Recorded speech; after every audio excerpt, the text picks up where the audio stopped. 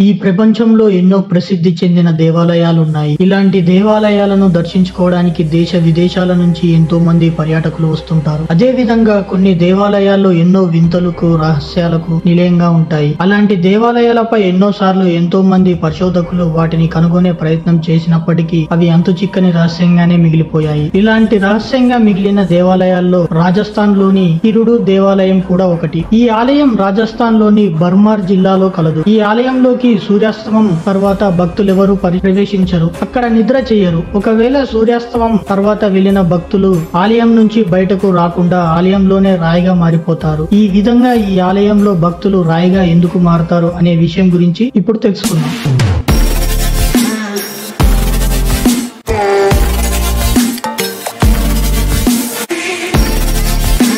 పూర్వ కథనం ప్రకారం ఒక సాధువు తన శిష్యులను తీసుకొని ఈ దేవాలయానికి వచ్చాడు. ఆ సాధువు తన శిష్యులను దేవాలయంలో వదిలి బయటకు వెళ్లి చుట్టూ ఉన్న ప్రాంతాలను చూడసాగాడు. ఆ సాధువు అటు నుంచి అటే రాజ్యంలోని మరికొన్ని ప్రదేశాలను చూడడానికి వెళ్ళాడు. అసలు తన శిష్యులను ఆలయంలో ఉంచిన సంగతి మర్చిపోయిన సాధువుకు కొన్ని రోజుల తర్వాత శిష్యులు గుర్తుకు రావడంతో తిరిగి ఆలయానికి చేరుకున్నాడు. ఆలయం లోపల ఉన్న శిష్యులకు ఆ గ్రామ ప్రజలు ఎవరు కూడా పిడికెడు అన్నం కూడా పెట్టలేదు. వారికి సహాయం చేయలేదు. వారి పట్ల ఎంతో కఠినంగా ప్రవర్తించడం వాళ్ళ శిష్యులు ఎంతో నిరాశించిపోయారు. ఈ విషయం గురించి ఎంతో ఆగ్రహించిన సాధువు రాయి లాంటి మనసు కలిగిన స్థానికులను రాళ్లగా మారిపోమ్మని శాపించాడు. అయితే ఆ ఊరిలో మహిళ వారికి సహాయం చేయడం వల్ల ఆమె మనిషిగా ఉంటుంది. కానీ ఆ మహిళను సాధువు సహాయం చేసిన నువ్వు వెనక్కు తిరగకుండా ఇక్కడి నుంచి వెళ్ళాలని చెప్తాడు. కానీ ఆ మహిళ వెనక్కి తిరిగి చూడడం వల్ల రాయిగా మారుతుంది. అప్పటి నుంచి ఆ గ్రామంలోని ప్రజలు ఎవరు కూడా సూర్యాస్తమం తర్వాత ఆలయంలోనికి